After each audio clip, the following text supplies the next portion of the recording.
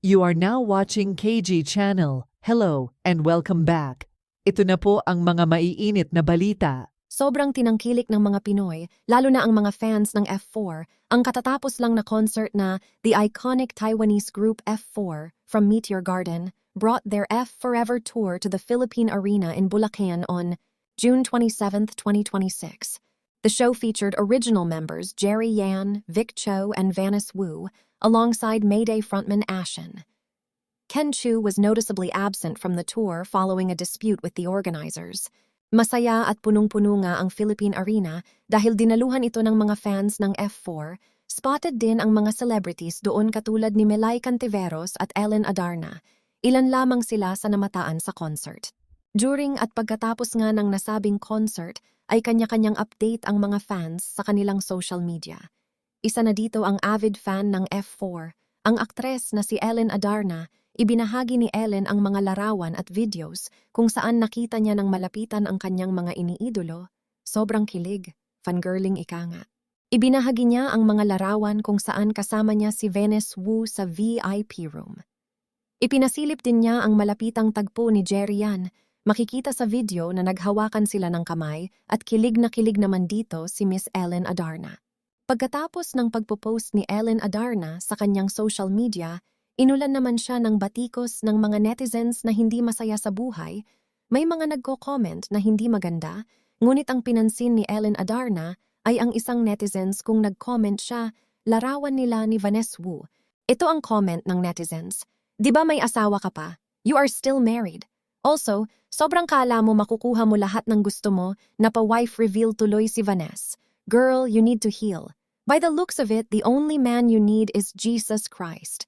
Don't get lost any further, nakadalawang panganay ka na Maria Elena Adarna. Ito naman ang sagot ni Ellen. Di mo alam kung anong feeling ng isang fangirl. Ma-unmarried na din ako in time. Wait ka lang, tigilan mo na gamit na si Jesus sa mga taong katulad mo. Pangit mo ka bonding. Saad naman ni Ellen. Sinagot ni actress Ellen Adarna ang isang basher na nagtatanong kung paano siya nakakuha ng backstage access sa F Forever First World Tour concert. Isa si Ellen Adarna sa mga celebrity na nanood ng reunion concert ng Taiwanese boy group na F4 sa Philippine Arena noong June 27, 2026.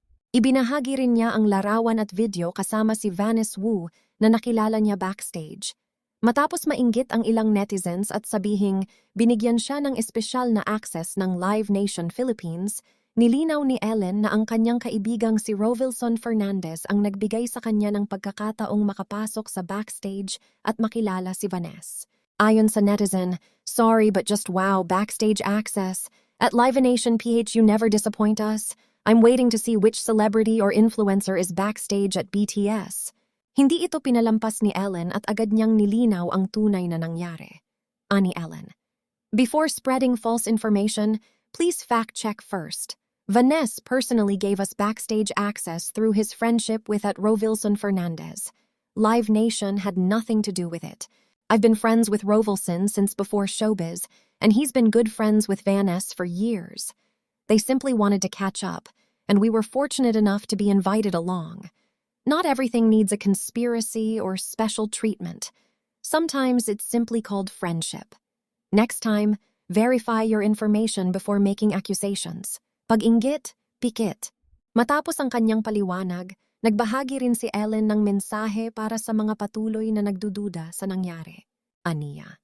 Sa mga bitter na fanay, ito ang totoong nangyari. Mahirap ba talagang maging masaya na lang para sa iba? Hindi naman lahat ng bagay kailangan gawan ng issue o kwento. Agad namang umani ng iba't ibang reaksyon ang kanyang pahayag. Marami ang sumang-ayon na mahalagang alamin muna ang buong kwento bago magbigay ng akusasyon sa social media. Mayroon ding nagsabing natural lamang na magkaroon ng backstage access kung ito ay ibinigay mismo ng artist at bunga ng matagal ng pagkakaibigan.